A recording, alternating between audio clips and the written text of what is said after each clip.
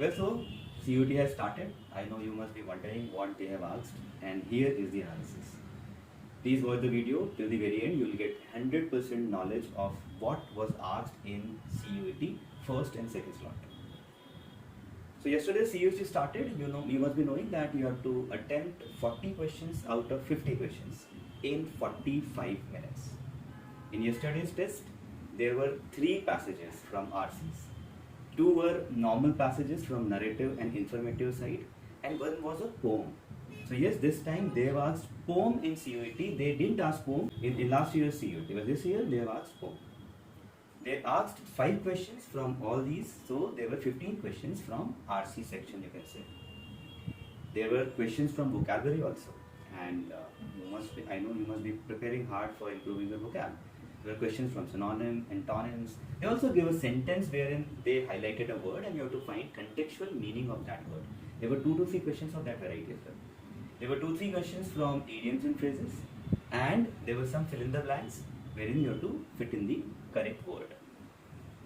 A lot of weightage was there for grammar this time, and there were questions from direct, indirect, active, passive. There were questions for error detection.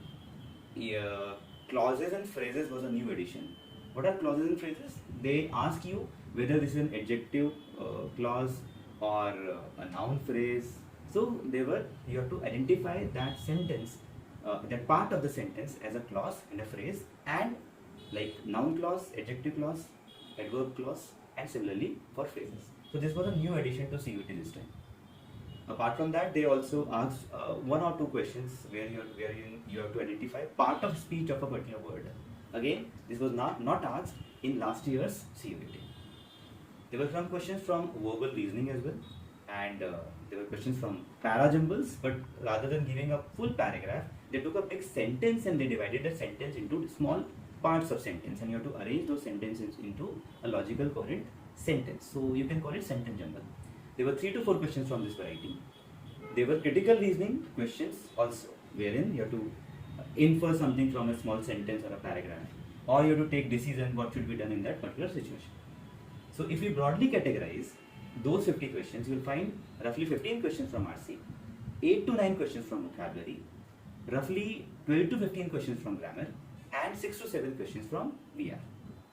The difficulty level was easy to moderate, not very difficult, but don't take it easy. Revise each and everything, especially vocabulary and grammar, before appearing in CUT. Best of luck.